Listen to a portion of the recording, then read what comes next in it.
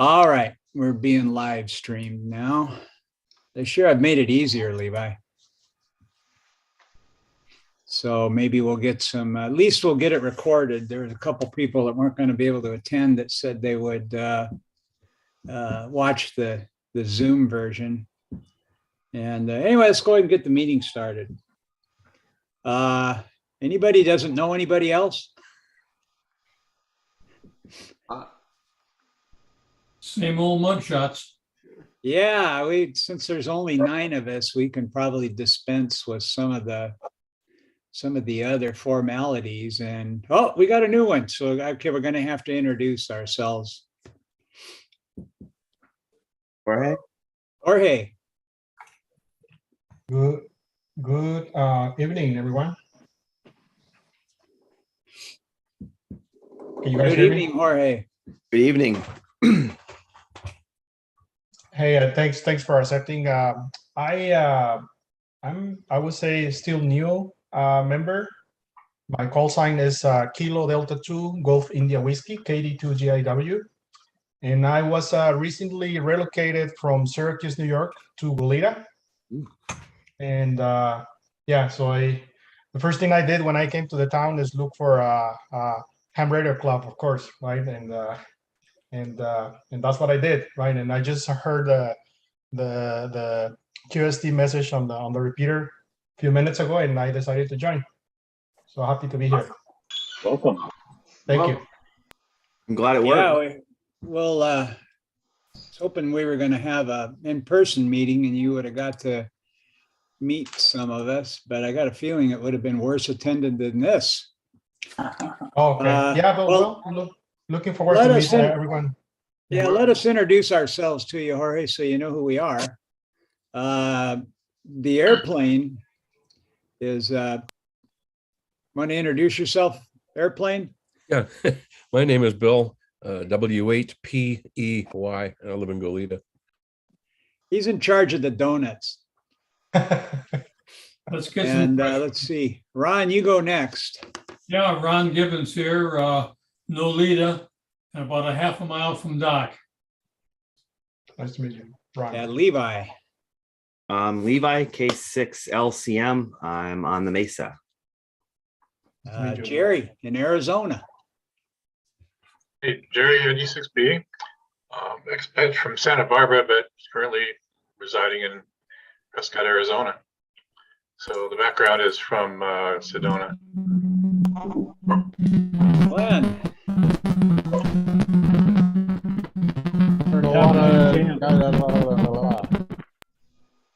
Okay, that's better. So I'm Glenn, Kilo November 6 Hotel Juliet Whiskey, up in Buellton. Doc. I'm Doc. I'm Whiskey 6 Echo Whiskey, and I'm about a half a mile from Ron. Be original. And how far from Dorothy? Oh, about 50 yards, I think. Okay. Where? I was going to ask Jorge where in the two land he was from. I'm here in Goleta, but I am originally from Tijuana, Mexico. But due to some work assignments, I lived in Syracuse for 10 years. Ah, okay. Yeah. By the way, you can see my MacLoop behind me. Oh yeah. So, yeah. So I live in an apartment, so that's the only way I can get into the air, right? So it works for me. Les. W6CGE, I'm halfway up the Mesa and about 3 miles southeast of Doc. Michael. Good evening, Orange. Michael, K6RQB, out here in quasi Nolita. I don't know, I'm living on an Indian shore out here, so I don't know how far I am from anybody. Let's see, Dorothy. Hi, I'm Dorothy, Kilo 6 Delta Sierra Oscar. I'm 50 yards from Doc, half a mile from Ron and Les. I must be whatever you said from Doc. Me too. Okay. I don't know about 554-367 here. It looks a little suspicious to me. My name is Brian, and I live about 700 feet higher than Doc. I don't know how many miles, but feet wise, I'm a little higher. And Dorothy too. And Dorothy too. And well, actually, Ron, you're probably about 50, 60 feet higher than Doc and Dorothy. I don't know. Yeah, I'll measure it tomorrow. Well, of course, that park rises probably It 70 does, feet yeah. from one end to the other. Are you in the front or the back? Halfway up. So, Oh, okay. yeah, That's a good place to be. right across from the clubhouse. Oh, are you close to the creek? Oh, yeah, right on the Barranca. Uh-oh. That thing gets rolling. Wait, you'll be surprised. Oh, I've got some photographs of that water really rising, but we're okay. Okay, good. I Oh, and used there to- we have a new one. Oh, that's 554-367. How you doing, Rod? Oh, I'm doing fine now. I finally got Zoom to work, sort of. I'm trying to find out where that 554-367 is stored so I can change it, but I haven't had any luck. Well, you have to put your if you click on the three little dots, the ellipsis up in the upper right corner of your screen of your picture, there's an option to rename. Just click on that and come down, and you can rename it and make it something that is better than 554-367. Coming in on sideband.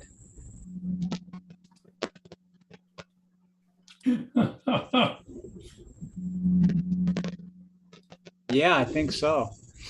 Let me see. What's your call sign, Rod? GSU, right? KA6GSU. Not KN6. It's Kilo Alpha, I think. okay. All right, now you are named appropriately there. Thank you. We got you figured out here. It looks And like as for we got kind of a low turnout with it being Good Friday and everything. I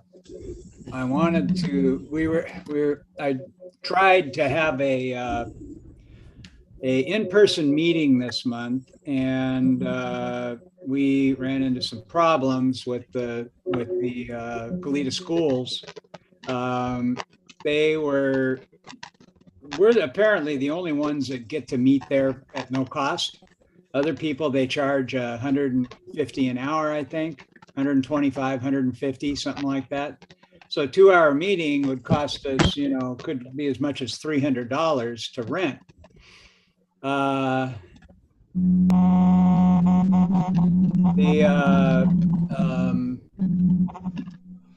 Just a second.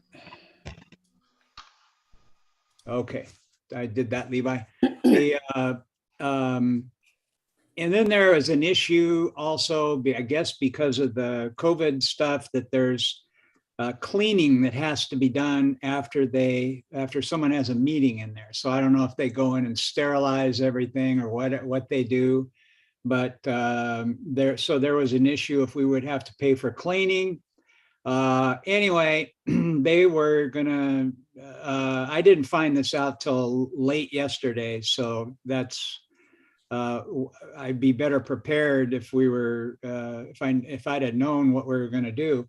But Tom is going to keep on it. He's usually the liaison person between us and the schools.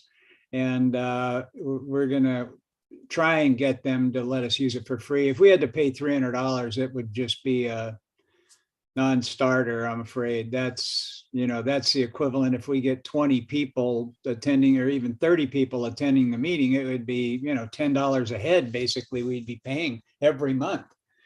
So that's just not going to work out. So hopefully he can talk them into something.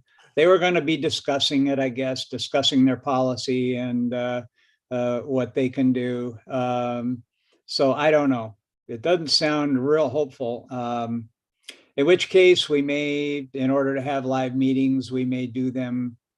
We might do them less frequently, do a combination of Zoom meetings and then some live meetings mixed in.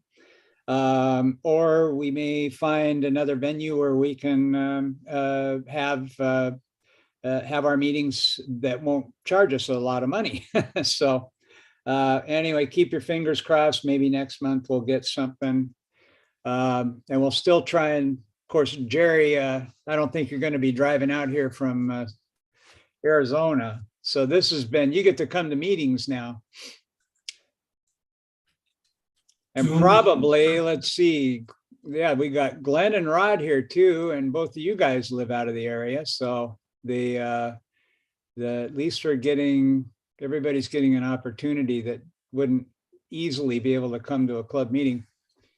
I wanted to tell you guys about some stuff we're doing. Levi and I and Bill Theringer, Bill Talanian, Wayne, and who Jim. else? Oh, Jim Everson. We all went and spent the day down in Carpinteria working on the new club station. And I'm going to show you some pictures. You want to show yours first, Levi, since you're here? Oh, sure. Hold on a second.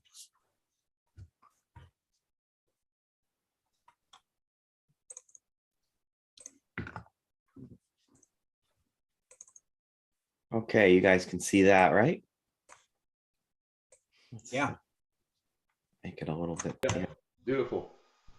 So this is the station, a little bit still coming out of boxes, but we're going to have two monitors this size here. One's a Mac, one's a PC. We just realized today when we were opening everything up that these monitors are so huge, they're like 32-inch monitors that they're going to block the seals. So we may end up moving the seals, either one on either side of the monitor, the large monitor, or below it. We'll have to figure out what we're going to do there. But we're on our way. We did a lot of the proverbial and literal heavy lifting today, getting all of the antenna mounts in place, including 8 cinder blocks that are holding the HF cubicle quad cobweb antenna on the flat roof up ahead. So overhead, I should say. So yeah, here you can see the antennas are on the roof. They're mounted to this privacy wall here. And we've got two tri-band antennas for 2 meters, 220 and 440. And then we'll have 2 disc cone antennas, and then the quad cobweb will sit on top of this, and it's a flat horizontal antenna. So it will operate from 6 meters through 40 meters on HF. Here's the cinder blocks in place. As you can imagine, getting them up on a 30-foot high roof was a bit of a challenge with some block and tackle, but we managed to hoist them up, and I'm pretty sore. I guess so. Yeah, and here's another view of what those antennas look like. So yeah, those are just a few of my pictures. I think, yeah, that's about all I have. I know Brian has some others of us doing some work and some up close shots. So relinquish screen sharing to you. Okay, let me get started on the right one here. Oh, I got a couple more to show actually. Okay, go ahead. Here's one of of Wayne in the ceiling. We did the roof penetration today. Here's obviously the station, and then these 6 monitors are webcams from all around California, islands off of California, including Avalon and Diablo on Santa Cruz Island, other Channel Islands, and we have the ability to project ours up there as well as over here on our monitor as well on Diablo Peak. And then here's looking down as they're assembling. This thing's actually going to be a bit larger. That's just the size for 20 meters. And then there's another extension that comes off about another third of the length that sticks out that will do the 40-meter extension for it as well. So it should be a nice station down there, pretty capable from from the 40-meter band all the way up through 220, 440, and eventually microwave frequencies on our mesh node. Okay, let's see, where's mine here? Let me share my screen. Okay, I had a couple more of the area where we're working. We all took a lunch break and ate pizza over here in this area. We watched the eagle with its little eaglets while we were eating. That was kind of interesting. The camera over, or the monitor over our location here, this one in the center, is we have it set up to display AIS information.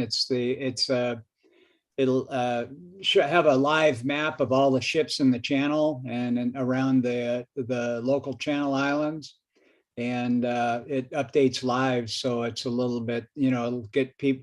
The whole theme they want to tie is obviously the Channel Islands Center. They want to. It's all nautical and historical, and that'll be a good touch. And so the data that we feed it, we use our own data rather than using one of the commercial places. And the data that we gather from our 3 AIS machines that we have, there's one on Santa Cruz Island, another one on San Ynez Peak, and another one at the Mesa site. And we aggregate those together, and we get a pretty good, we can see more than pretty much any other AIS installation around, better than the universities, better than everybody's, because we got those 3 receivers. We can even pick up boats on the backside of the island now. So that's kind of cool. So we worked on, there's a lot of stuff behind our little wall back in this area here. I did a wide angle shot to give you a better idea what the center looks like. That there's glass cabinets all around with all kinds of antique, historical items from the various Channel Islands, even, China that they used to eat off of. And the islands really have a very rich history. You tend to look out there and say, it's just the island, but they've been through various families have lived there. There's stories that are, some funny things going on with some of the people. And there's Marla Daly, who is the head cheese down here. Is she puts out every 3 or 4 weeks, I guess, a little newsletter, and each newsletter has a story about somebody on the Channel Islands. And there are just some really interesting characters that most of us don't have any idea of the thing. Some people raise their families out there, and and it goes back a couple hundred years. So it's really very interesting, and it's worth it even without the radio stuff to make a trip down there when it opens, just to get an idea. I've lived here all my life, and I had no idea that there was so much history about the islands. Here we were we were working outside here. That's they were getting ready to put together the quad spider web antenna, and that was a mistake. This is the rig we had for lifting the bricks up. There's a container about 10 feet away from the tall wall here. And Levi was on the other side of the container. He had to do the grunt work. He was pulling the rope that lifted the brick. There's a pulley up here. And as you can see, the guys there, they got a brick up and they're moving it over the wall. What I did is I held a rope back about 20 feet from the wall attached to the brick, because we didn't want the bricks to scuff up the wall. So it made it even harder because I was kind of pulling down and back on it, and Levi's pulling, trying to get it up. But we got them all up, and there was only a couple little bumps on the wall, and I don't really think it did much more than maybe an inch mark or something. So we had Wayne and Jim Everson were up there, muscling the bricks over the parapet wall, and that's what the three antennas look like. The two tri-banders and the I don't know, where's the other one of these going to go, Levi? I don't know yet. We haven't figured that out. It may go along the back, or we'll have to figure out where it's going to go. But it actually, I was looking at it and it looked rather, maritime-ish, like the Channel Island or the Harbor Master's office has antennas on it, and Yeah. and it looks kind of cool. Like whenever you see, especially if you're not a radio person and you see what looks like radio antennas on the roof, you always wonder what they do with them. Now this is a coolest place. This is the bathroom there. Hey, Brian, can you hear me? Yeah. Oh, okay. Hey, good evening, Dak. How you guys all doing? Good. Good. Oh, is that you, Tack? How you doing, Brian? Okay. Anyway, all right. So this is the bathroom. They've got photographs on the walls, huge photographs, and it's a very interesting place. You go in there, you're not expecting that. It's Where's one of that the at? nicer bathrooms I've seen. Okay, I'll stop. Where is that at, Brian? That bathroom is at the Crispin Channel Islands Center in Carpinteria, where we worked all day. Oh, it's quite a growler. Yeah, it's very well done. They've done a lot. Kind of feel like you're being looked at though, and you're doing your business. Yeah. Oh, let's see. Anyway, so work is going to continue. We started getting everything unpacked and starting to hook things up and realize that we need more parts and more this and that. And so we got our lists and we'll be going back. I don't know when it's going to open to the public. Do you have any idea, Levi? Is it going to be this year? So if you go back into my pictures here for a second and see if I can illustrate this, but basically, I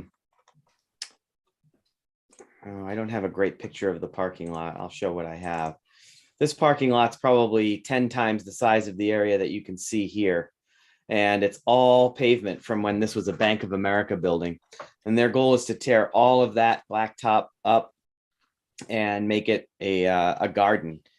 And in that garden will be the propeller from the Conception boat, the boat that caught fire and sank.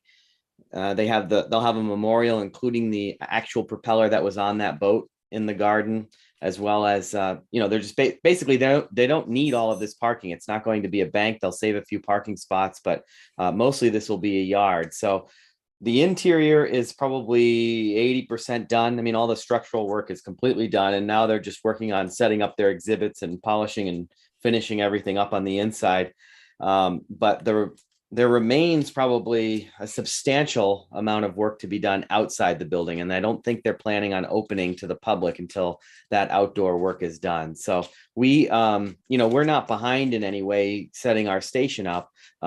And we can certainly go down there and use it. And we can make it available for open houses for our members to check it out and try it. But I don't think the actual museum itself will be open to the public probably until closer to the end of the year, if not 23, just based on what I see needs to be done. I hope I'm wrong. It could be sooner, but I think that's the case. Yeah, they're still, from what I understand, they're still working with the fire department as far as their requirements, and there's a lot involved. And so they're they're having some small engagements for supporters and donors and things like that. But anyway, we got full access to it. So when we get everything hooked up, we can take a contingent down there if we want and look at the radio, especially you guys from that are from the Ventura County area. It's a lot closer to you than Santa Barbara, and it's a real nice station, and you'll really be free to go there and operate. It's going to be fully functional. You just go in, sit down, and I'm going to get a couple of really nice chairs, and just be prepared to answer questions to people that are going through the museum, and people are going to want to know about ham radio. We're also going to have a small, well, maybe an iPad or something like that up at on the front front pony wall there, so we'll be able to have something play, like a program of some kind play over our display, over our large monitor on the wall here. So Yes. we'll put it, over in that area.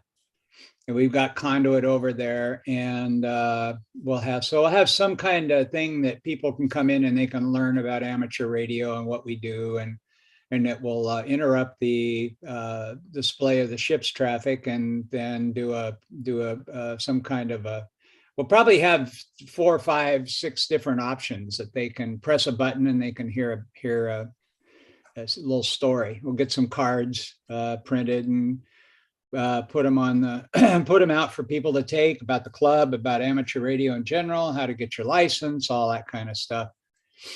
Now, any questions about the Carpinteria station? Okay, last meeting, I think it was the last meeting, I showed you guys some improvements we made to the website with our membership system. And since then, we've completely remodeled our entire membership system, including how you pay your dues and how you find out when your expiration date is and all that kind of stuff. So I wanted to go through that here tonight. And we've added some kind of cool new features here. So we'll let me get it up on my screen here. Where is my? Okay, I'll grab the screen.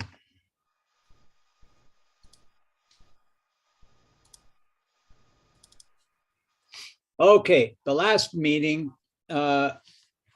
I showed everybody how you can create a profile and do, so that when you log in, you can now you can see a club member roster, a board of directors roster. You can see what others are interested in. We added a few new features to the profile. So if I go in and edit my profile. Hey, Brian, can you make that page a little bigger? Huh? Can you make that page a little bigger? Yeah. Is it bigger? No, it got smaller. Yeah, it got smaller. Oh, okay. How's that? Same size, the border just decreased. The what? Same size, the border just decreased. Okay. Yeah, I don't know how to make it any bigger than that. Okay, no problem. Anyway, we've added a couple more fields down here that you can add. Ken asked us if we would do that. So you can add like club activities that the club does that you're interested in. And, you can select from a bunch of things and then add it in. If you have specific interests, and this is a good suggestion, we give you a whole list of various things for specific interests that you may have in amateur radio in general. And you can select a bunch of these things. Now, what's kind of cool is if you want to say you want to find somebody who is into doing, well, in that case, I put FT-8 here. You want to find other people that are interested in doing FT-8. And you can go over here to the search bar and you can type in FT-8 and all the members will come up that have indicated that that's their interest. So, or if you're into contesting, that's another thing. A lot of times people that are into contesting like to get together and and maybe get in a contest, all enter in the same contest and do some interesting things. So so it makes it easy so you guys can find other members that have similar interests. Is contesting on there? Yeah. Yeah. If you go down here, the contesting, actually, I think that might be in the other one here. Yeah, contesting's there. Okay, I see it. So there's, CW. pardon me? How about old-fashioned sideband and CW? Yeah, I think I put that in there. Hold on, let me see. DX or something, yeah, DXing. There's CW. Yep, and there's sideband. In the AM, you can indicate that. There's a whole ton of things. QRP, you can indicate that. Yep. A lot of different things. And I get calls, sometimes we get emails sometimes from people going, gee, do you have anybody in the club that, we had a guy that wrote us the other day, he's into low band. And that isn't even one of the options here, but I'm going to add it. But he likes doing low band, and he asked if we had anybody in the club that was doing low band, and I don't think we are, but that's just that's a case in point. You can quickly find them. All of our people don't ever all get together at the same time for virtually anything. And even when we have in-person meetings, there's a group that likes the in-person meetings. There's a group that likes the Zoom meetings. There's a group that likes the club station, and other groups that, like to do a field day. And, so it's a very diverse group of people. So in order to find other people that you can, possibly learn from or do things with or whatever, I hope this is going to help. So, let me show you another thing we added here. Well, let me finish the membership thing. So now when you go to your account, my account. So before, you'd got this area up here. That's what was in there. That's your basic information that the club keeps. We got your first name, last name, email address, and those are things. If you change your name, you can change your name. If you change your email address, you can do it here to make sure that you get communications from us to the right email address. It happens fairly frequently, and it was very difficult to get it to get us to get the membership list changed. Underneath that now you see my memberships. And from right here, you will see, you can't on mine because it's too far out in the future, but you'll see either renew, change, or cancel. Underneath that, it will show, mine is a little bit weird because I've been testing this. So, but this will tell you like the last date you paid, and if you have a 1-year membership, 2, 3, 4, 5. We have auto pay, annual membership auto pay. So let me show you. Actually, I'm gonna switch to I made up a phony user here, so let me switch windows. Okay. Let me stop that, and then I'll share another window. Oh, no, wrong one. What if you change gender? Yeah. Okay, here's another one that I made up to test with. So we don't ask any gender questions. Now this one, you'll see it says renew. So say you want to renew your membership, you just click on renew, and that comes up, and we got a new option down here. If you want to pay with a credit card, you can pay with a credit card. If you want to pay with PayPal, you can pay with PayPal, or you can pay by check. And the credit card payment is now through a credit card processor. You don't have to go to PayPal to use a credit card. Just do it right here. It's all secure. And enter in your card number. You don't need any other information, just card number, expiration date, and your CVC code. And you submit it and check out, and you're good to go. And but say you want to change it. Say you had an annual membership or something. So we got some different things now. Like I said, we have an auto pay, which will just charge you on your renewal date every year on the $35.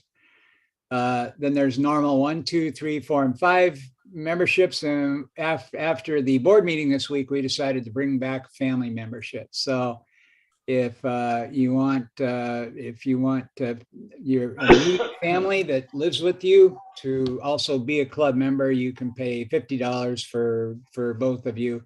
And if you and only one of you needs to be have an amateur radio license. So people, if they want their spouse to also be a member, but they're not licensed, that's fine.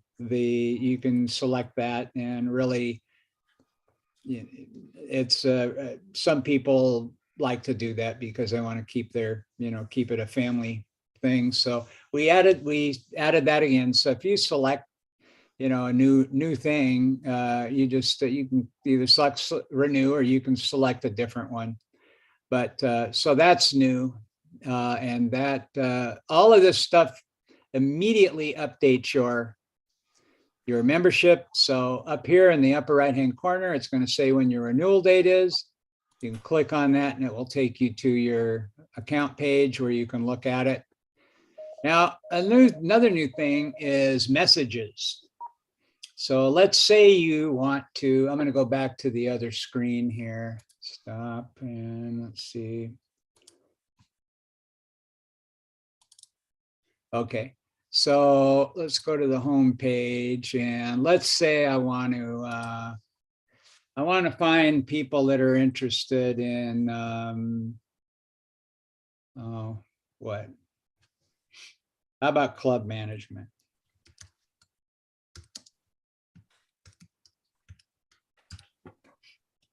So we'll look. I don't know if everybody's there's a few of us in here.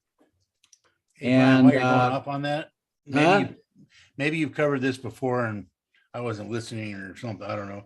Is there just a specific page where it's got all the members? Yeah. Oh, where's that? I've looked for it. Club member roster. Oh, for crying out loud. You have to be signed in. Okay. Oh, okay. If you don't sign in, you can't see anything. Okay. So it's a paywall, baby. No, you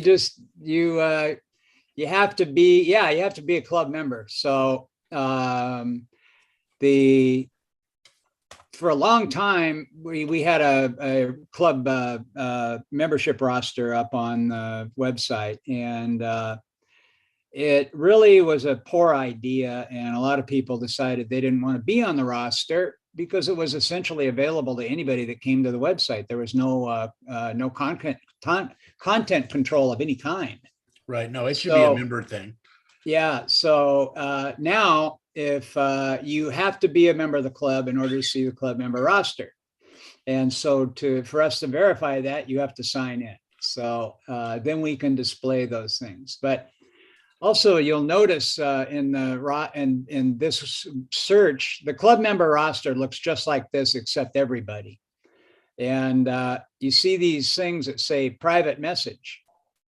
Well, you can now a lot of people have asked me for other members' email addresses or phone numbers, and I don't give it to them because I don't do that unless I have express permission from the other member to give out their email address or phone number. So I think I may have done it when I knew that they'd want this other person to have it. But most of the time I just say, well, let me know. I'll send them an email or something and have them get in touch with you. But this is better. because you don't have to know anybody's phone number or email, and you can send them a private message. So if I want to send a message to Levi, I click that, and it says start a conversation. So subject is meeting, and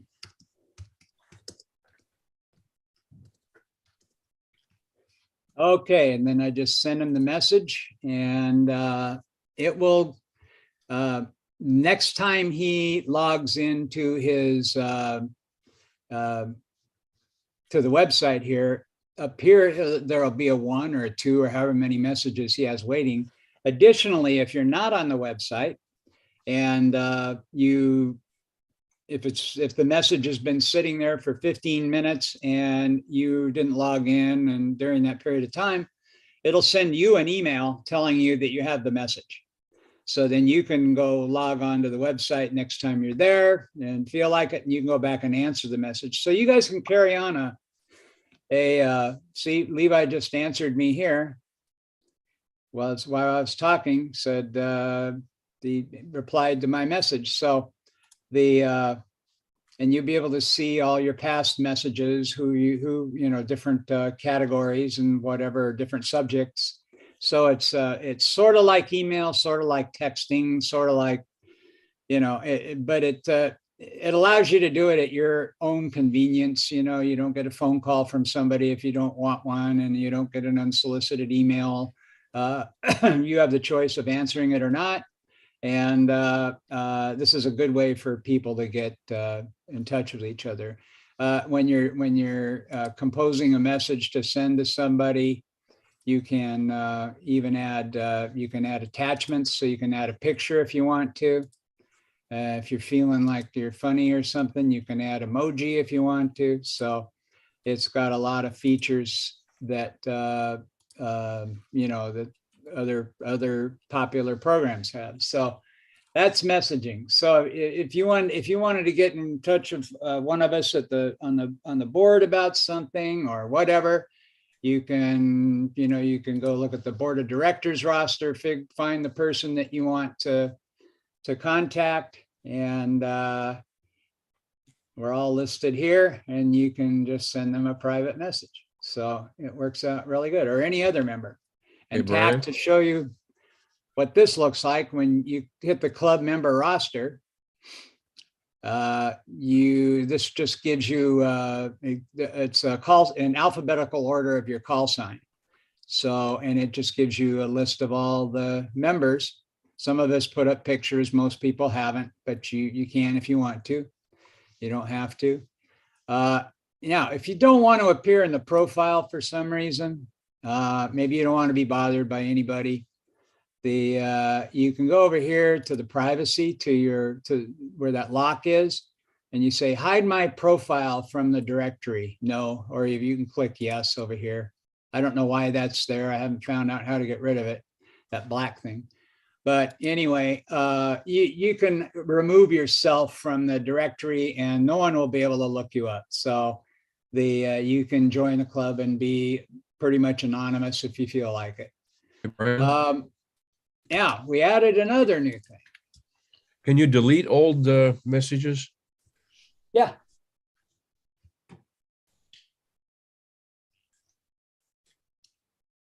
So, as most of you guys are aware, we get a lot of good donations of equipment, and we've made them available to sell down at the club station. Oh, before I finish the messages, you'll always be able to access messages directly after you log in from this link down here. This was added under these other items here. So that's will show up on every page that you visit. This whole sidebar does.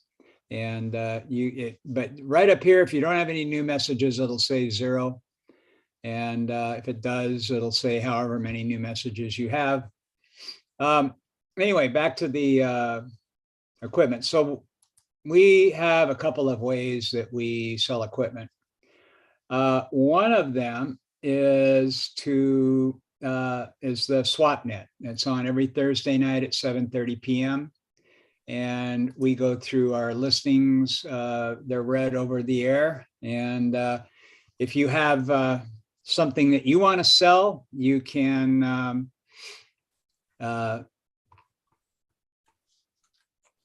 you can list it here. Let me go back to the front page of that. So if you have an item for sale, you can go to the SwapNet page and you can put, we even fill in your name for you and your call sign and your email address, and you can list an item for sale, remove a listing, change the listing or whatever. You click on that and submit it, and it will come in, and Mike W0JFB will put it into the SwapNet listing for you. And so if you sell the item or decide you don't want to, send another one to say remove a listing or change the price or whatever you want to do, and it'll go to the right person and that'll get done. Okay, these are the current listings. We've put the items now at the top of the listings for things that the club has from donations that we're selling for fundraising for the club.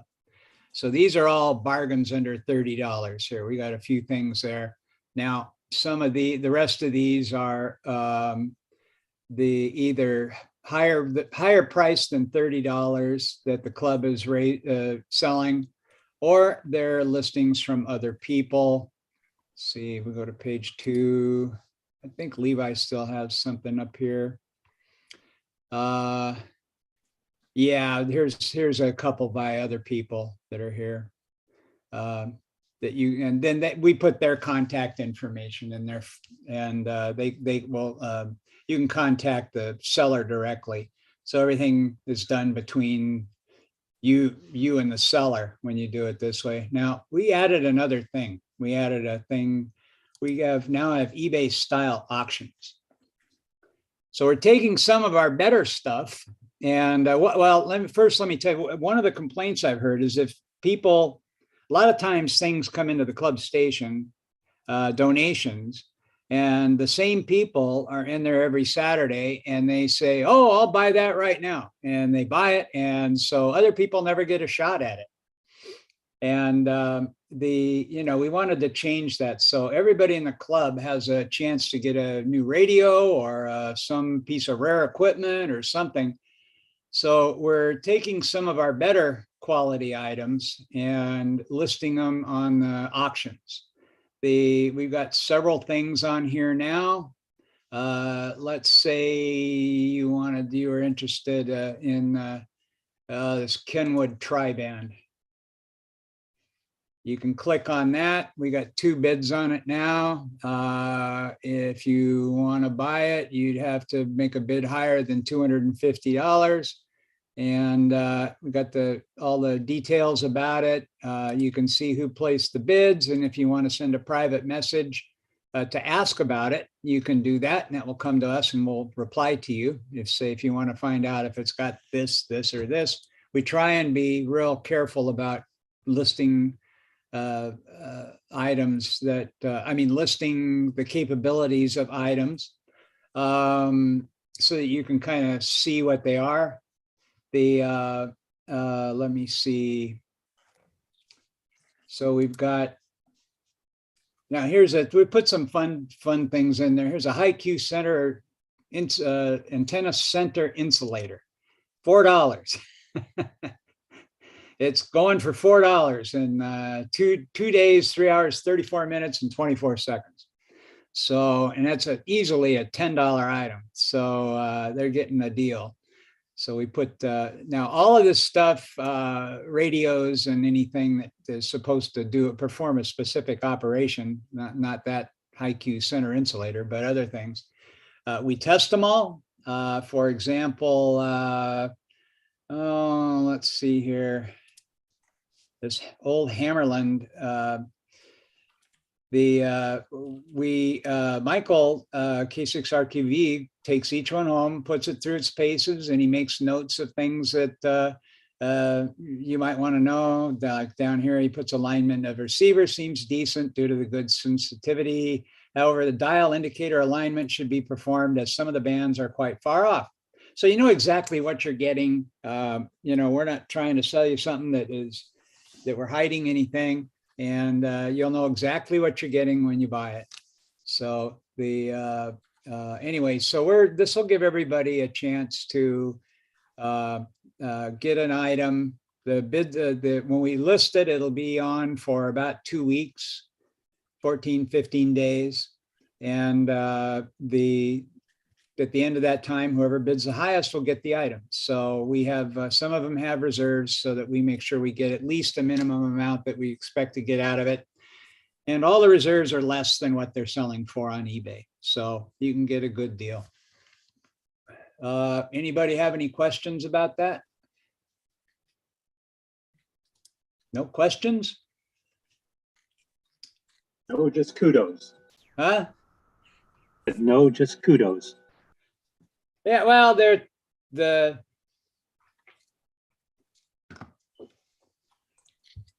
we want you to have a reason to come to the club website and look around. So, we want to get, Got it, period. What made her decide to leave? who? Then question mark. Is somebody asking me a question or somebody else? No, I think she's talking to someone else. Somebody else. I just muted her. Oh, okay. Anyway, we want to give people a reason to come back to the website, check things out. We're going to try and put up at least 1 or 2 new items a week on the auctions. If you want to come see any of the items, I'll be down at the club station on Saturdays, and you can take a look at them and go home, make a bid on it. And you can pay with PayPal and then just come pick it up if you win the bid. And also too, that'll help us, I think, maximize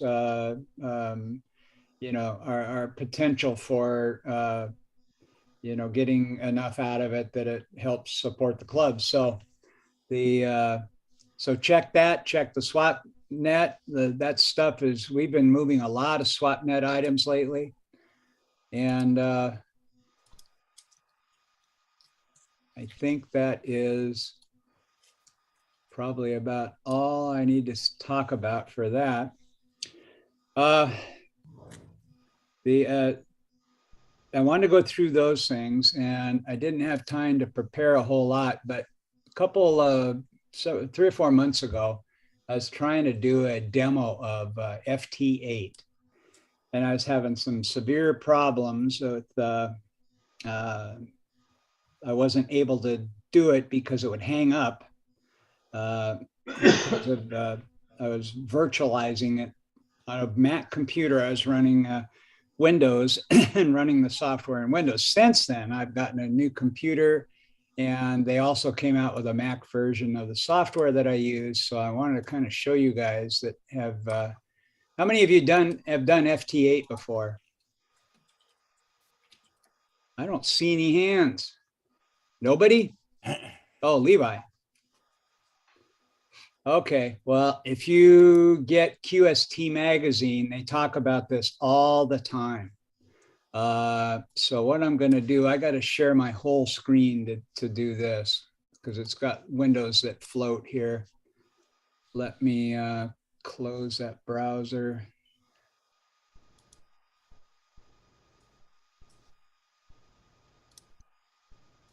Okay. So we'll see how this works here, because I have a big screen. Okay.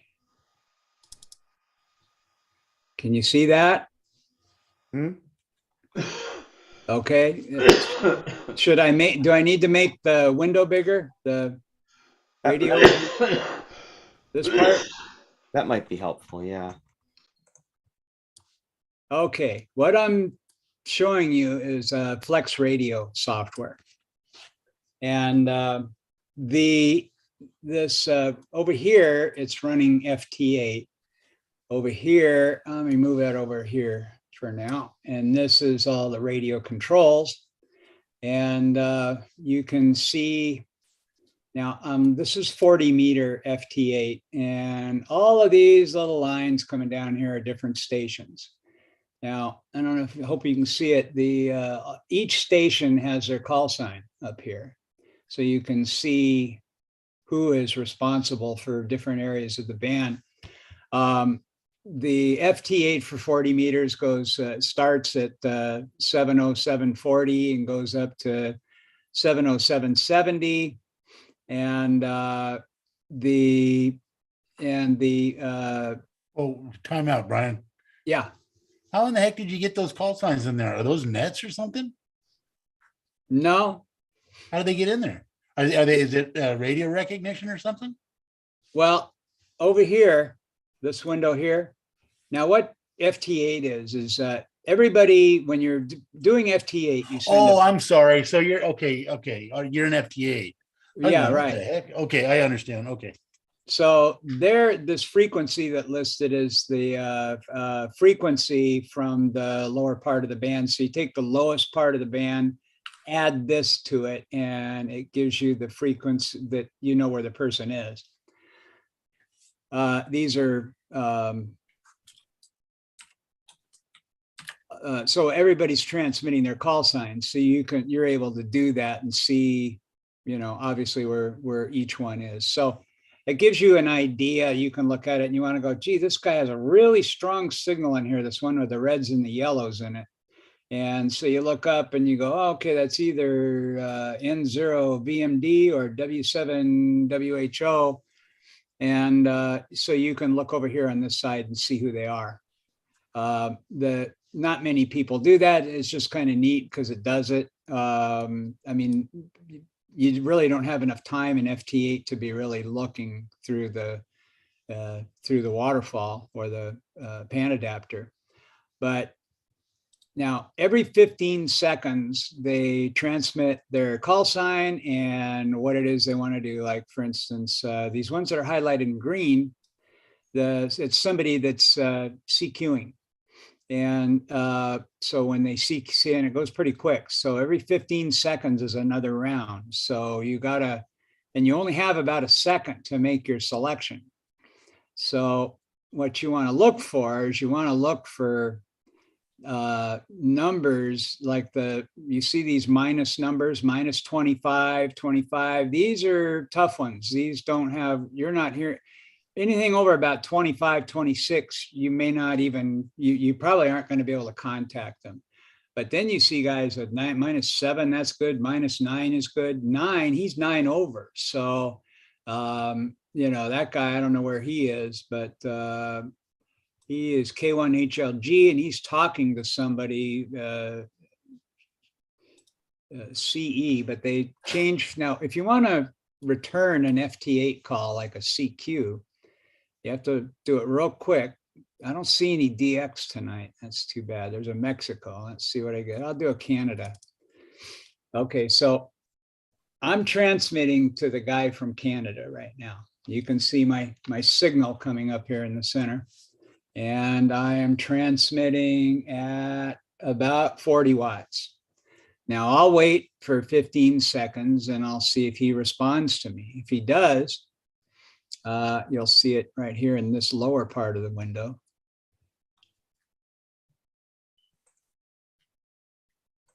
And he didn't. So I'm transmitting again. The FT-8 takes over for you while you try and complete the QSO. So I'll see if he answers this time. If he doesn't, I'll stop transmitting. To do that, you click the TX.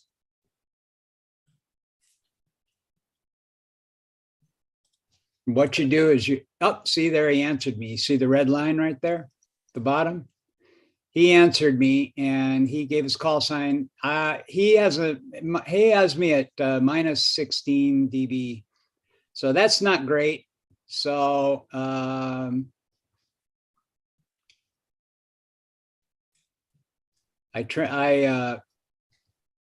the software took over and it's finishing up the conversation and he's answering and I sent him a 73 and he'll send a 73 and it will automatically log So the what contact. happened?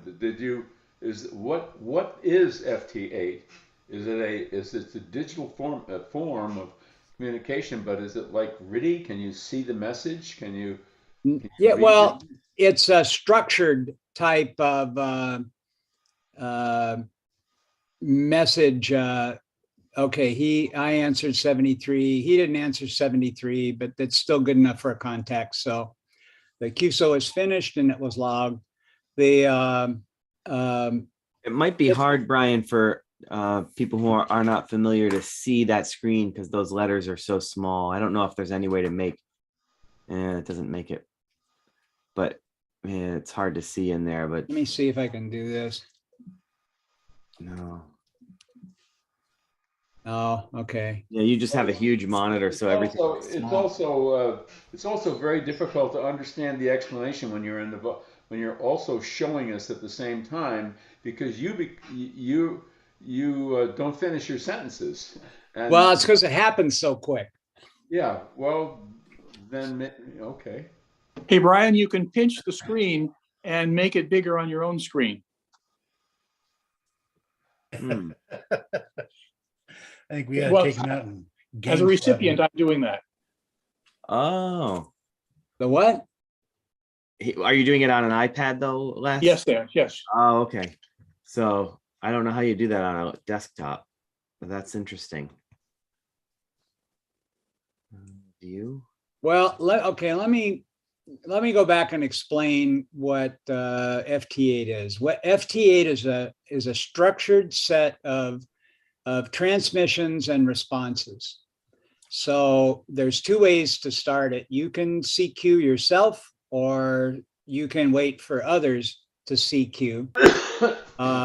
When others are CQing,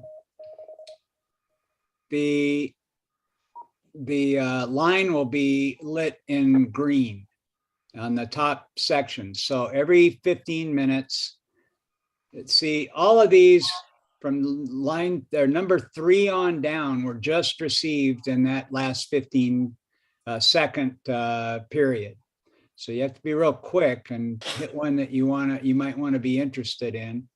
Now, if it's, you'll see on the far side of the column here, that will say the country it's from. That helps you a lot. So if you want to do DX, you look for a green that's in a country you're interested in and double click on that real fast. You don't have a long time to make a decision. So in this case, we have a guy from Mexico, El Salvador, and another one from Mexico, 3 from Mexico. And if you wanted to talk to El Salvador, unfortunately, he wasn't green. So you want to wait for one that's green and that is somewhere you want to reach. Or if you are looking for somebody in a certain zone, you might be an N7 or KD1, he'll probably be back east somewhere, middle back east.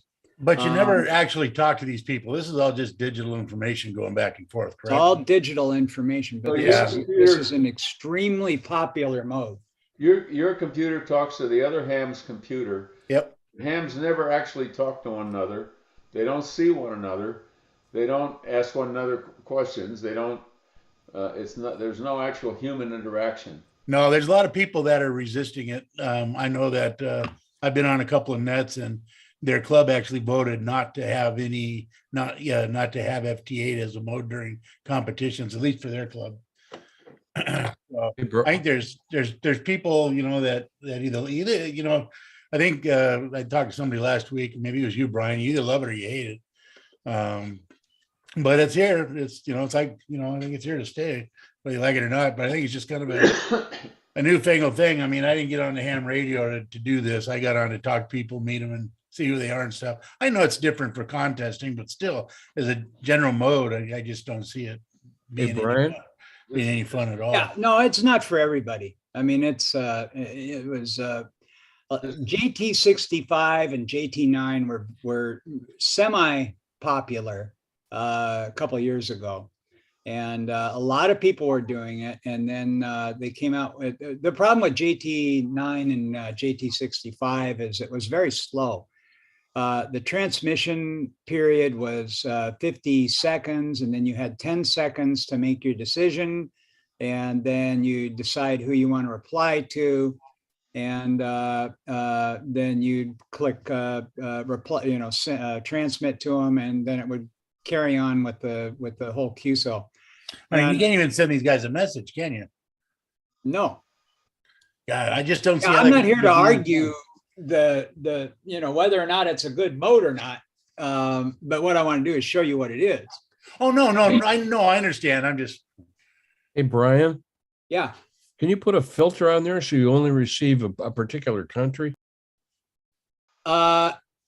No, but you can. Well, it's got filters.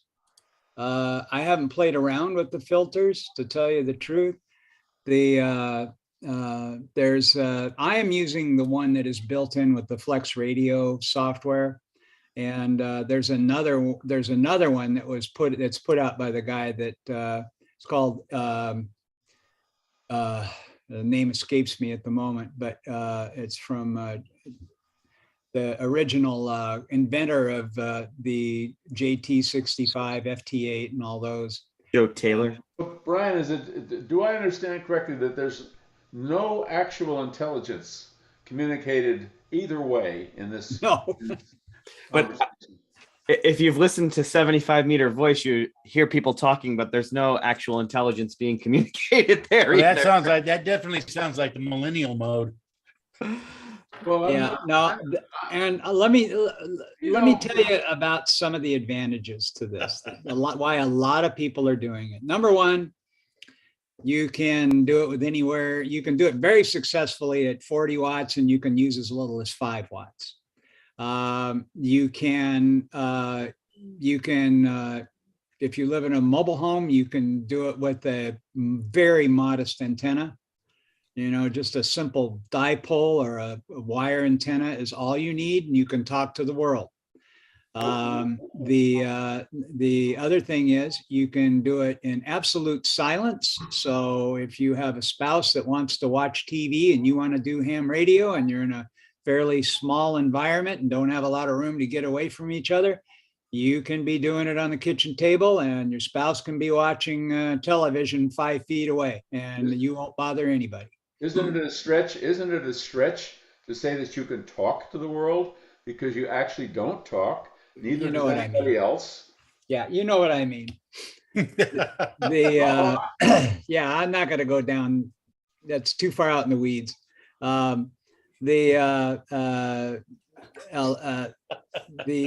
Everybody accepts these as legitimate contacts. If you really want to earn earn an award for for all states or for 50 countries or whatever it is, you can do it. You can enjoy your ham radio. Now, there is other software which is similar to this that you can free-form sentences, and you can do a little bit with this by typing in your own message. You can't do it with FT-8 because it moves too fast, but with JT65 and JT9, you can. Matter of fact, we did that with a guy that ham in Cuba that Levi knows. And we would send him little messages in with the normal message that we sent, and so we could kind of communicate with him. And he wouldn't have had any opportunity to get out to the world in Cuba because he doesn't have the kind of equipment that he'd need to do a lot of DX. He'd have to be really lucky. So FT-8 lets you, a lot of people do it with QRP. As you can see at 40 meters here, I'm seeing an awful lot of activity. This last 15-second period, that's every one of these is in the last 15 seconds.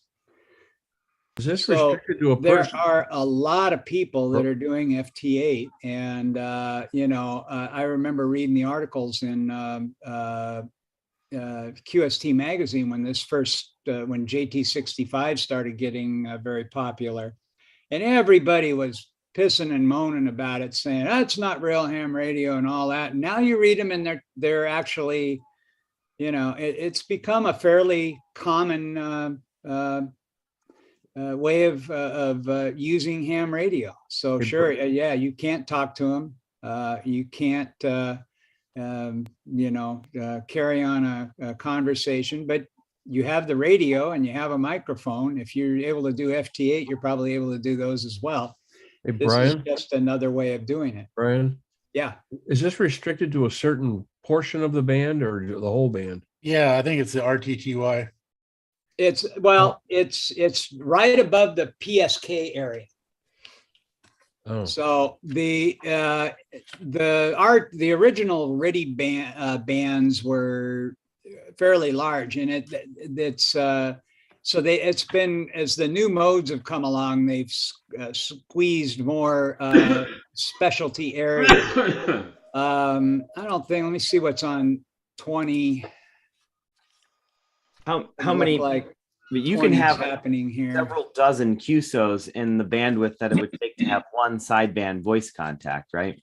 Right. But we're looking at a bandwidth of 3 kilohertz or 2.5 kilohertz, and it's got to be QSOs happening in there. Yeah, and the okay, here's on 80 meters. I got one guy. That's well, it looks like we'll get two guys this time.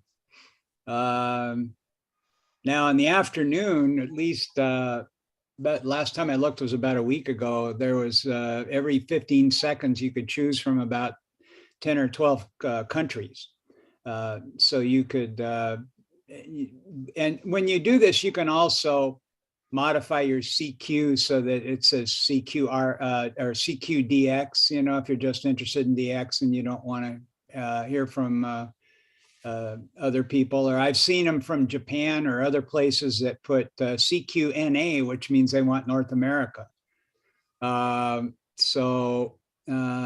see, 80, right, this time in 80 meters is pretty dull anyway. So 40 meters is this time of night is where the activity is. But, for the, if you want to just have fun with your radio doing something, and maybe, there are a lot of people that don't like to talk. They're interested in amateur radio, but they're just not comfortable talking to some guys they don't even know. And, you've all listened to, you've all participated in some in QSOs sometimes with guys you just wondered, holy cow, I've gotten one, the guy was talking about his washing machine. Yeah. And that I couldn't believe it. I wasn't really interested in his washing machine, and you just try and figure out a way to get out of it nicely. And or you overhear a couple of guys that talking about whatever affliction they have on the Brian, I was very interested in RIDI and how it worked. I mean, how it evolved, and then I got very interested in other means of modulation. For instance, Pactor, the various Pactor iterations, in which they use several different modulations other than off and on and other than two different tones, in such a way that they were able, as this seems to be able to do, to pull signals from way under the noise level. In other words, they could, because they were modulated in several different ways, when one of them wasn't coming through, another one would be, and so you didn't lose the communication. And with very low power, you could basically get a very solid digital contact, and it would print out whatever complex message you wanted. So I'd be interested to know, is this some sort of an evolution like that? That is, what's the modulation technique that allows you to be able to communicate with very low power and very high? Is there an error correcting system that goes, that are like forward error correcting that happens? What is it that makes this so reliable with such low power? The guy that invented this, his name is Joe. Normally I know this, but Taylor, yeah.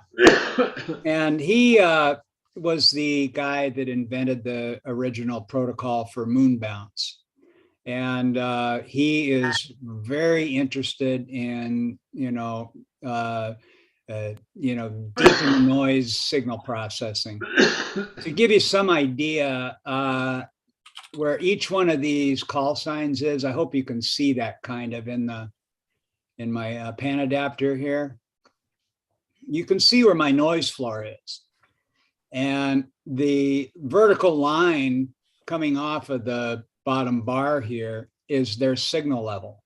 So every one of these is some of them are, way down in the noise, way down below the noise level. And so you look at that, and these are guys, a lot of these guys have no, you'd never ever get them on sideband. And I think one of the reasons that it's become real popular is that it gives people with lower power rigs, people that are live in challenging areas where they're not allowed to have a big antenna. It gives them an opportunity to experience amateur radio and get a lot of contacts with what they can do. It's very popular for just as CW is, with QRP rigs. There's a lot of guys that like do QRP with CW, and they would rather do that than anything else. And with something that's 5 watts or a watt. You see that, Brian? Someone painted something on the spectrum there to the left, all the way to the left. Oh yeah. It says something CQ. I don't know what it said. Yeah. That's in the Here comes another one. People have been doing that lately. FT-8 CQ. Yeah. I don't know what that says.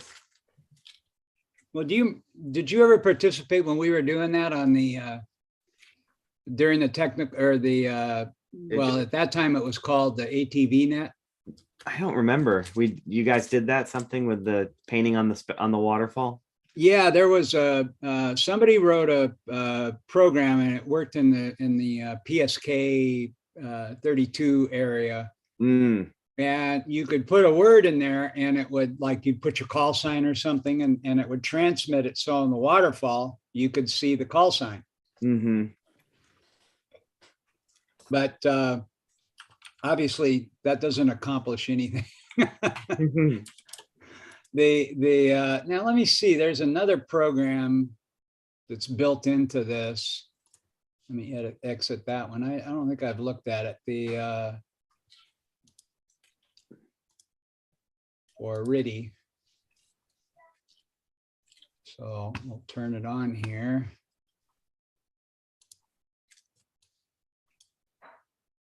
And let's go to the 40 meter. See if anybody's doing it. Nope. So that's a problem that with, even other digital modes, that's dead. I mean, there's hardly anything in the PSK area, RIDI area. Everybody's doing FT-8. What ended up happening with PSK was that people were running macros. So and a lot of people weren't carrying on any kind of keyboard conversation to begin with. So that was probably 90% or more of the contacts there. And so people were just reading each other's macros back and forth. And I think that became frustrating for people. So it was attractive to have an abbreviated contact that still counted, that was semi-automated, because at least you didn't have to feign that you were interested in what version of Windows this guy was running. People would just do a data dump of information about their shack. and you'd have to sort of suffer through it in order to get the contact. And I think people really were just hunting for grid squares, hunting for DX entities, and they didn't care about that. So FT-8 and JT65 and the others, you know, in order became very popular. It's certainly, like on Reddit among younger hams, like the go-to mode. There, a lot of people just are not interested. They can have a conversation with whoever they want on the internet. This is about radio propagation for a lot of people. And so FT-8 lets you see radio propagation in real time. There's beacon networks, there's mapping networks that you can go on, and they're actually tracking all of these call signs and locations. So you can see what the whole world propagation wise looks like and how far your signal is going. So it becomes more of an experiment in RF.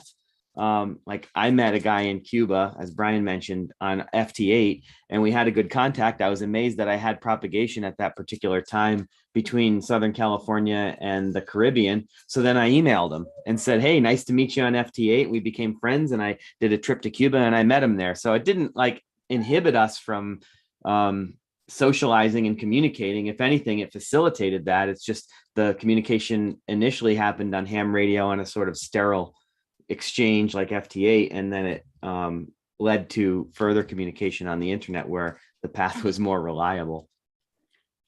Yeah, and I've gotten emails from contacts before. You know, they go look up my email on QRZ and send me an email. So, you know, especially guys from Europe seem to be more prone to doing that kind of thing. But I'll get a little thing saying, hey, thank you for the, you know, your signal was great and blah, blah, blah. And, you know, it does give you a way to get introduced to a lot of people. And the sheer numbers, right? So like on voice, you'd be lucky if you sit down and make, if it's not a contest night, you know, a handful of contacts, but you could sit down and literally make 100 contacts in an hour or two on FT-8. And so now you've cast such a wide net.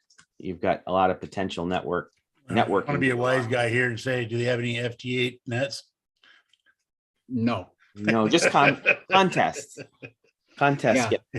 You know, and another thing too is that originally JT65 was not automated. That was like a added feature over the evolution of these types of modes. JT65, JT9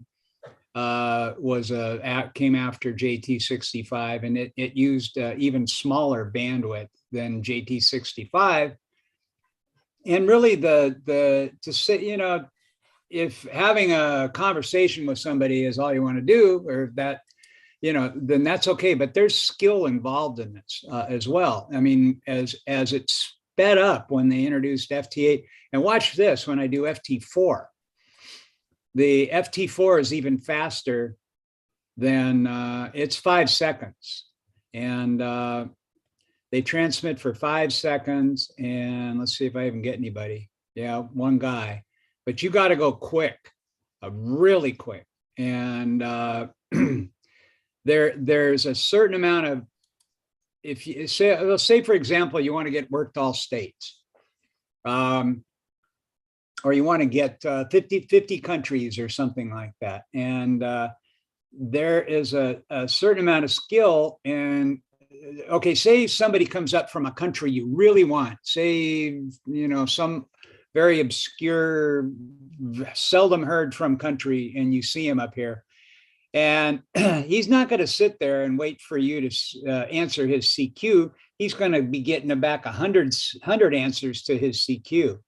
And you want him to pick you so that you can get a contact with him. Well, you can study his sequences to see, does he do, there's 2 ways to do it. You can do an RR73, which is how you end your part of the QSO, or you can do an RRR, and then I send a 73 and the other guy sends a 73. And that's an extra command. Some guys do that, some guys don't do that. So you have to study them, and to get good at pulling in the rare entities here, or the rare call signs, or here's a guy doing K6 or CQDX, he's looking for DX. you know, you really got to get, it keeps you sharp. It really does. I mean, it even, you can sit here and just click on a green one and let it do its thing, click on another green one and let it do its thing, or you can try and go after the people that you want. The version of FT-8 that runs on Windows, you can run a companion program that runs underneath it that'll tell you the state, it'll tell you if you've worked them before, and you can also list, it's better for things like that because you can list the states that you're looking for or the zones you're looking, you know, the grid square you're looking for. So, I mean, it's just a different way of doing ham radio. So I wanted to show you guys last time, and this time seems to be working pretty good. So this is a little bit more efficient. This is, you've probably heard of Flex Radio. So my radio consists of this. I have one button on my radio. It's to turn it on and off. And this is what I see. So it's really a nice radio. It really has a lot of power, a lot of different features. You can set filters of any size just in half a second. You can support instantly, you can define environments that you want to work in. If I want to switch and go to phone, I can click a button and it will reconfigure all my settings for a microphone. And if I have multiple microphones, you just click a button and it changes your all your settings for that. If I want to, whatever mode I want to work, I just click the button and everything's good to go however I want it. So it's a lot of fun. And what's for a lot of, especially for new hams, my first radio that I got was a Flex. And it really, being able to see the visual representation of what it looks like with the signals, coming in on the waterfall and the pan adapter, it really was an excellent way to learn about frequencies and about bandwidth and all those things that are kind of hidden from you. You have to sort of imagine in your head when you first get into radio. So it's I love this thing. It's and it is real good for voice as well. Anybody have any questions? Does it deliver pizza? Yeah. I'm not sure if it's going to come to you, but Yeah, I tell you, I ended up getting the Yaesu, the FTDX 101 MP. My rig actually does all this stuff, Brian. But yeah, the software defined radios are really they're getting more and more of the radio makers are putting software defined radio functions in there.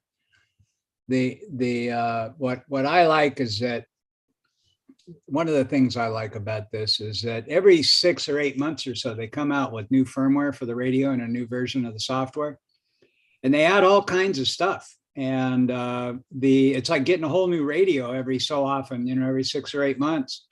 And they change, the software's improved, the firmware is improved, because there's the actual hardware is just the basic hardware. That's it. And everything else is done through the software. And I can run the same program. It looks exactly like this. I can run it on my iPad. And if my radio's on here at home, I can be in Florida or I could be in Arizona or anywhere, and I could use my radio to do exactly what I showed you here. It's at the same speed. And if you plug a headphone in with a microphone on it, you can just do normal phone. So it's kind of neat. let's see what your SSB display looks like. The what? Go to phone. See what, I was curious what your display looks like. Oh, okay. If I, let's see, I want to go to.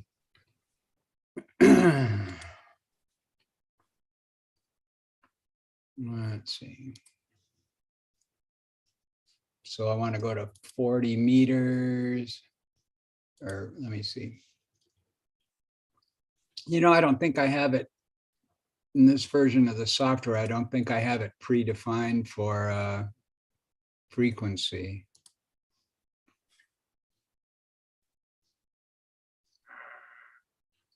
But what it'll do, see, okay, here I have it defined for different, for digital and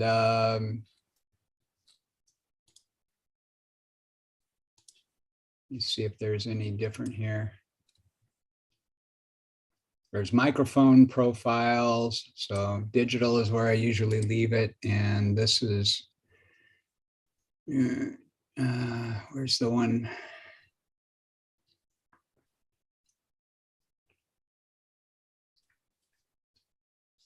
Oh, I can't find where I had it.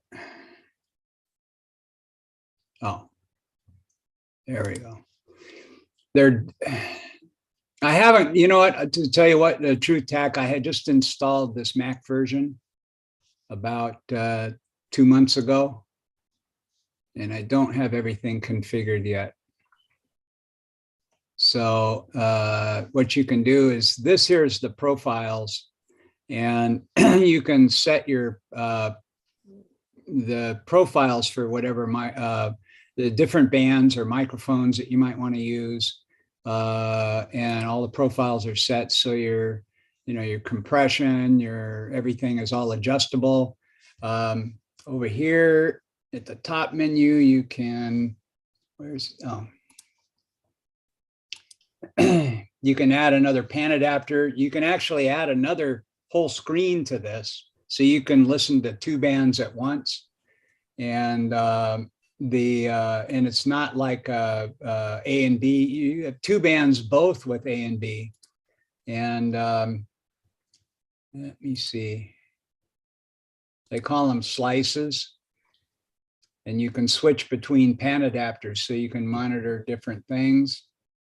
So here you can set up your memories like this. So you got various like round tables.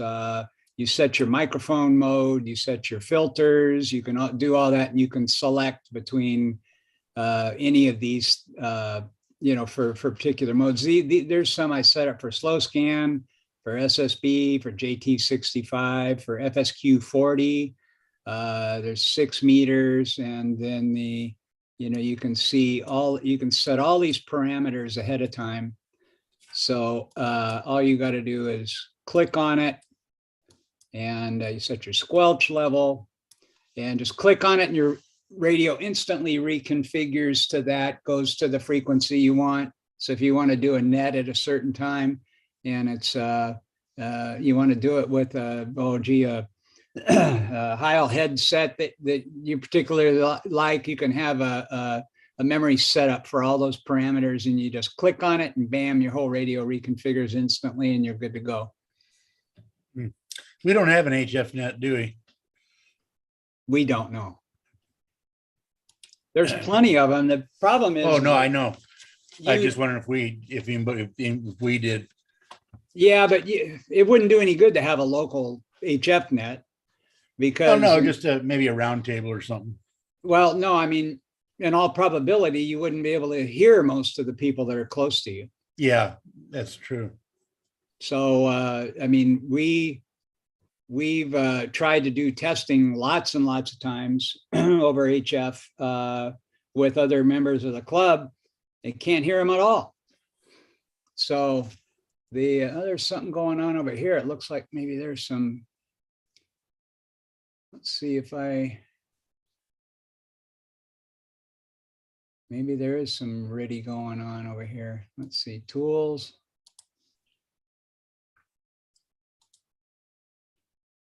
$40.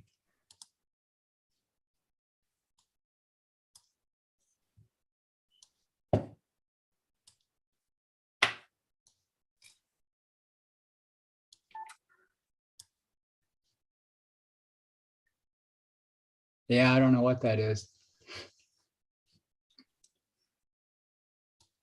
Anyway, anybody got any questions? Okay, I'll quit that. Okay, we're Oh, back. God, go back to the screen. Back to where we were. Larry, are you live? Oh, you are moving.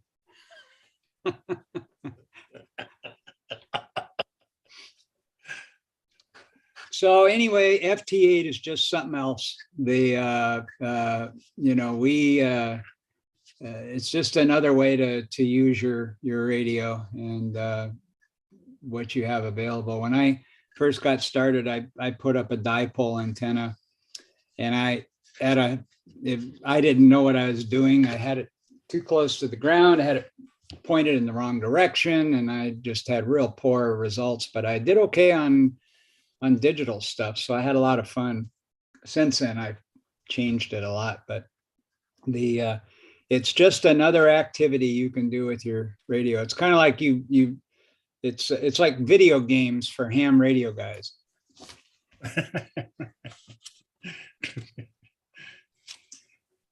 Okay, anybody have anything? Let's see, 9:12. Anybody have anything else for the meeting tonight?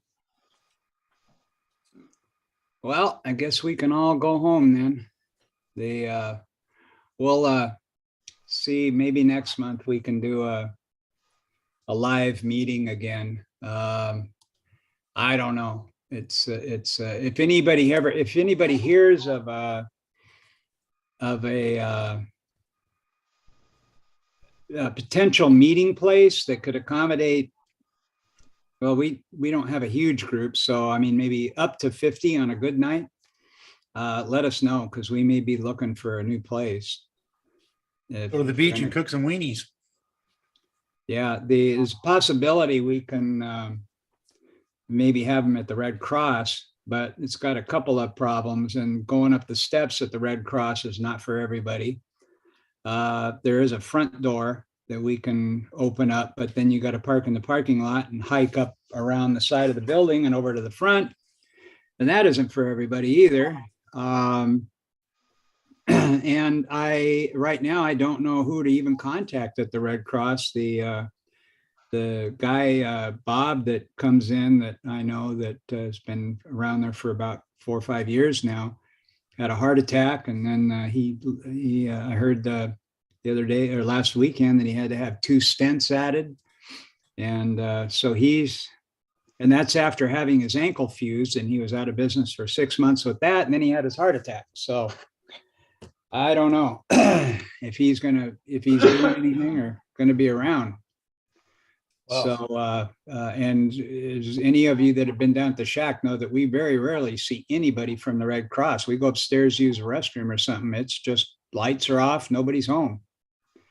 So I don't think that they would mind if we used one of the rooms up there, but I have to really make sure that we comply with whatever restrictions they have. They don't care about the club station, but there may be other stuff for their public areas. So no dancing girls. Huh? No dancing girls then? Yeah. I don't know. Did he say dancing girls? Yeah, it's okay. Hold on. No, got a motion, RX?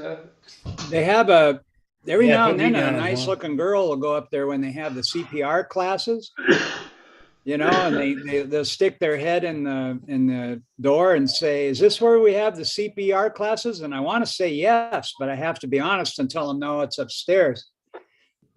But even those aren't conducted by the Red Cross. Those are usually by somebody else. And they just use the Red Cross, one of the Red Cross classrooms up there for their CPR classes. So I don't honestly know if there even is a Red Cross anymore. So anyway, but we'll figure it out. We'll find a place to have meetings at, if that's what it comes to. But hopefully Tom will be successful. He's dealt with the people for the past 10 or 12 years. So hopefully he'll be successful in convincing that we're worthy of free, to continue using it for free like we've been doing in the past. That'd be nice. So stop by the club station if you're out and about tomorrow, and we'll be there and hanging out. So I hope to see you guys then. Somebody anyway. Goleta Valley Library has a nice meeting place too, right across the street. Goleta Library? Yeah. Oh, really? Right across the street. Yeah. I wonder if it's could be a. I wonder if they let us. Do they have much parking? Yeah. Mhm. I think you can park on the street in front of the Red Cross on State Street, can't you? Yeah, there's not a lot of parking spaces though. It depends when it is, because the apartments that are up there, these days, anywhere where there's a rental, everybody in a rental, I mean, it seems like there's 5 cars per rental. If you're driving up on the Riviera on early in the morning, there is nowhere. I would hate to live up there, because if you don't get home early enough, you'll have to park like a mile away from your house. Mm-hmm. People put cones out in front of their house to keep people from parking in them, and then people run over the cones and park there anyway. That's a thing in Boston, where if you shovel a spot out, it's there's an unspoken rule that it's your spot when you come home from work, but not really. So someone else could take it. But like, you've kind of done an hour's worth of work to shovel your car out, and then someone comes and takes it, and then people go ballistic. So they'll put like garbage cans in the spot when they leave, or lawn chairs, chaise lounges, just to hold the spot that they shoveled out, It's like for as long as I can remember, like on Fiesta Parade, people would go down the day before and put blankets and chairs and all this stuff, trying to snag the best spots.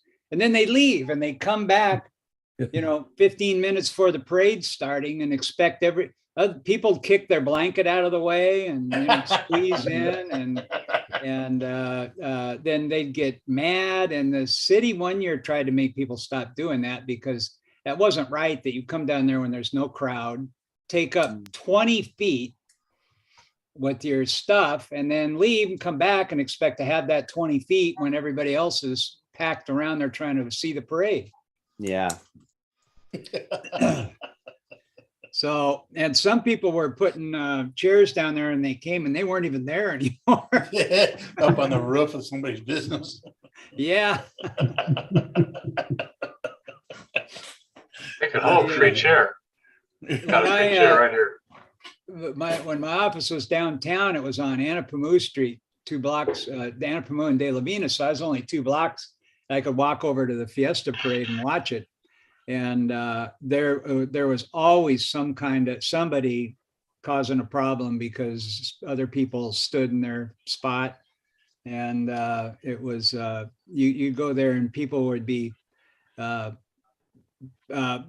packed in like sardines trying to see the parade go by. And then these people in the front row think that they had it reserved from the curb to the front of the building, so people standing behind them, they'd go, they'd get upset about that. Oh, we reserved this, and it's bad. You know what they do down here, like at Costco or something? They come in there, and there's just no parking at all. What they do is they let their kids out, and their kids are monitoring, going all over the parking lot. And when somebody pulls out, they go and stand in there and they wave at their parents. Oh, okay, over here. But, yeah, I've done that before. Like if my wife was going to come meet me somewhere, I'd go outside and wait for a parking lot to open up, and I go stand in the parking place. Yeah. Well, somebody's going to end up being a road pancake some of these times, because it's just going to, it mows somebody over. Well, then after that, they'll get a crippled license plate and they can park in blue spots.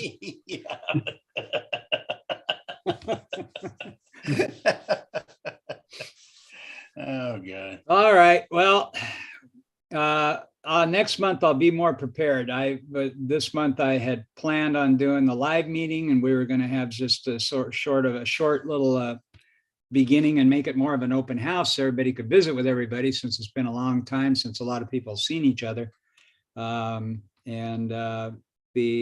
thought that would be nice, but and also being on Good Friday, I wasn't really too sure what kind of a crowd we'd get. So I didn't want to get a whole presentation on something or get someone to come do it and then be really disappointed because we only had like 9 people show up. So anyway, we'll see what happens next month. So everybody have a great Easter weekend. Yeah, you too. Hope the Easter Bunny brings you what you really want. Peeps. Peeps, I know. Resurrection. I've already gone through literally probably 15 boxes of those. Do you know the story behind those things? No. You know those things are about 10, 15 years old before you eat them. Look at they're not that old. Yes, they are. They're made like in Switzerland or something. I don't remember the story, but look at No, they're made in this country. Okay, well, I know that they're aged a long time. This says best by 03/2023. When was it made? Doesn't say. I mean, that could have been made in 1849. It's good for a year. That's great. Yeah.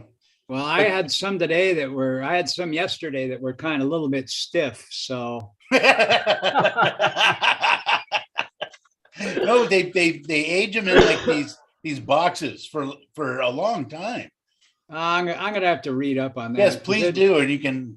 If I'm wrong, because I know that I've had some and I didn't finish them, and then I go and look in the cupboard, and I go a couple months later, and I go, oh, we still got some Peeps, and they taste like shit. Tell you the truth. Put them in your coffee; they're good. No, they've been on. Seems like they've been on in the stores now for longer than normal. And every week when I go to the store, I get at least 4 boxes. And if there's anything new, I get a couple boxes of those. So my dad used to love those things. God, he just ate those things. Oh, he used to get sick. I'm going to have to go tomorrow because if I go on Sunday, I don't think the grocery store I go to, they'll be prepared for whatever, the 4th of July or whatever. Come Monday morning, they'll have all their next holiday stuff out. I don't know. Yeah, look it up. It was on one of those cooking shows or something. You know what I'm going to do? I'm going to assign that to the trivia guy. Yeah, the Peeps, how they're made and stored and aged. I think we ought to have a week of Peep trivia. Before you go, hey Brian, before you take off tonight, I wanted to see if you can hear me or vice versa on 1960. Go to one. Do you have a 160 antenna? A what? 160 meters. No. Oh, okay. I do, but my antenna won't work that. I have one in my car. Well, get out there and get on it. The radio. You do 160 meters? Yeah, in the car. Oh, okay. I have a tuner under the back end of the car, and that 9-foot whip. It's got a helical. One element is helically wound, so it's actually electrically 27 feet long, and that's just long enough for the tuner to be able to make it into 160 meters. Is that a Hustler? Pardon? Is that antenna the Hustler or the Wizard? It's an SGC. Oh, okay. Antenna, and it's an SG237 antenna tuner, automatic antenna tuner. I just key the microphone or put a signal on the air at 160 meters, and it'll automatically tune the system. Okay. Well, there's a net on at 10 o'clock every night. These fellows from LA. Let's see, there's Los Angeles, Thousand Oaks, Westlake. There's a guy in Simi, then Tucson, and Big Bear. And it's all on 160, and everybody does pretty good. Yeah. Well, actually, I'm using an Yaesu 857, And so I could actually do 160 on AM. Well, there you go. So it used to be, a lot of people used to be on there. Yeah. Yeah. And most of it's all barefoot, some guys are only using 50 watts, 100 watts. So that's what I was going to see what we could do if we had like 160 or maybe an 80 meters too. There's some guys here in Camarillo that I talked to quite a bit. And that's right here in my own town on 80 meters. Yeah. These guys come on late around 11 o'clock at night. They have an insomnia net that starts about 11 o'clock, goes to about 2 o'clock in the morning until the last guy passes out or whatever. But that's all pretty local, Brian. That explains why I haven't heard that net. Which one? The insomnia net. I don't have insomnia. I have the other thing. I can't stay awake that long. You really want to get excited? They have one called the paranormal net. And that's some guys out in some, Arizona Tombstone. There's a ham guy there that runs the paranormal net. Gary, are you familiar with that one? I thought that was the one over in Pahrump, Nevada. Yeah, he died. That's that's what's his name? Bell. George. And there's even a Bigfoot net out of Spokane. Art Bell and Art Bell, yeah. Yeah, he was the most famous resident of Pahrump, Nevada. Yeah.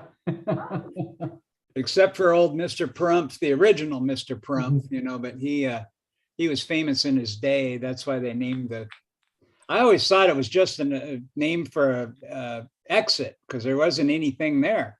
Yeah. Just that and that Zizix or whatever it is. Well, when was the last time you went to Pahrump? Yeah, I wouldn't go there really because I'd be embarrassed to tell somebody I went there. Oh, it's grown a little bit. I was there maybe 2 years ago, parked in a Harvest Host. Yeah, they got a friend of mine actually worked for Siegfried and Roy, and that's where they kept their cats. Who's out there? They had a 50-acre compound out there. That didn't work out so good for Roy. Well, they're both toast now, I think. I think one of them's still around, but no, I think they both are pushing daisies now. Oh yeah, yeah. From what I think, maybe I'm pretty sure 2-year-old peeps.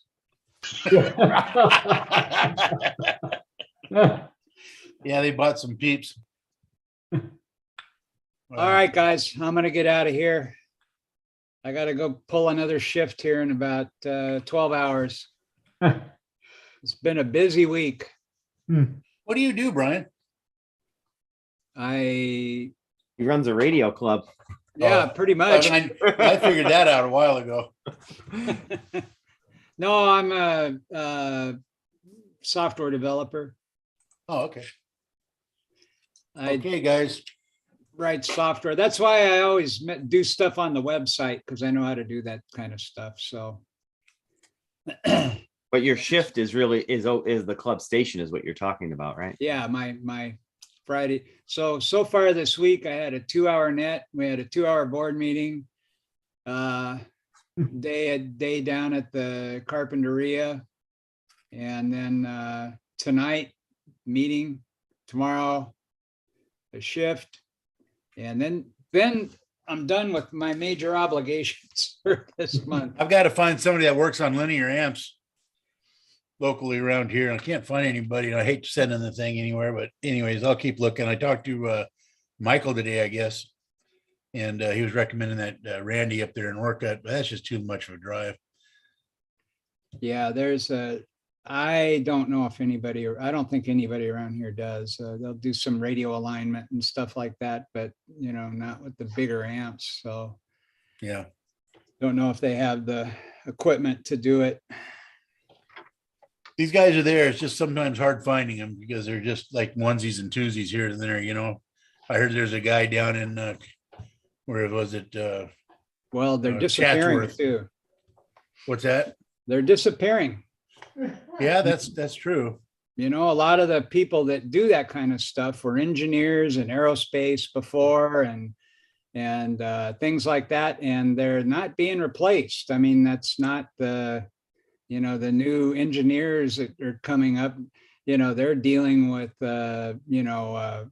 silicon chips and. Well, yeah, I think anything today is just throw it away.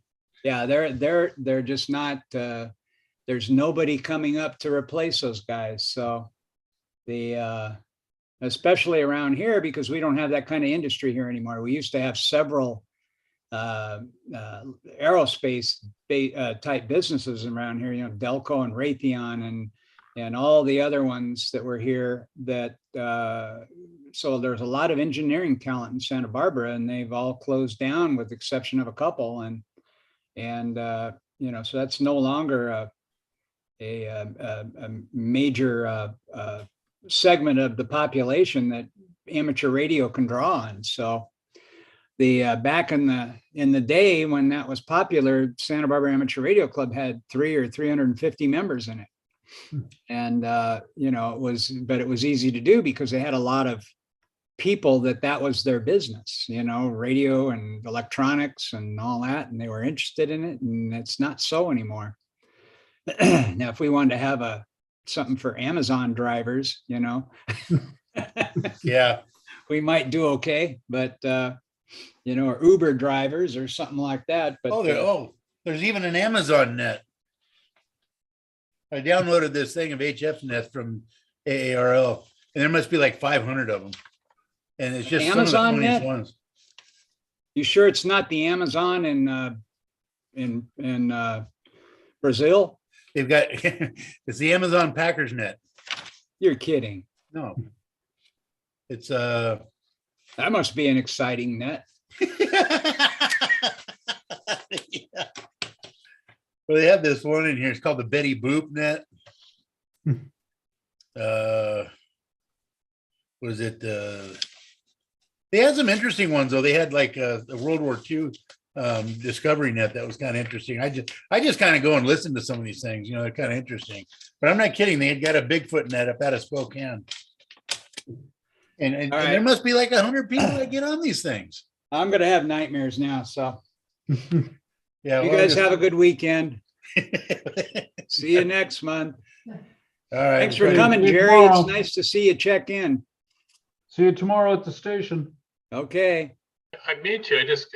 Friday just comes and goes, and I miss it. All right. Well, we send you emails. Yeah. All right, Brian, and the rest of you guys, we'll see you later. Take care, 73s. Till next time. Okay. We'll see you later.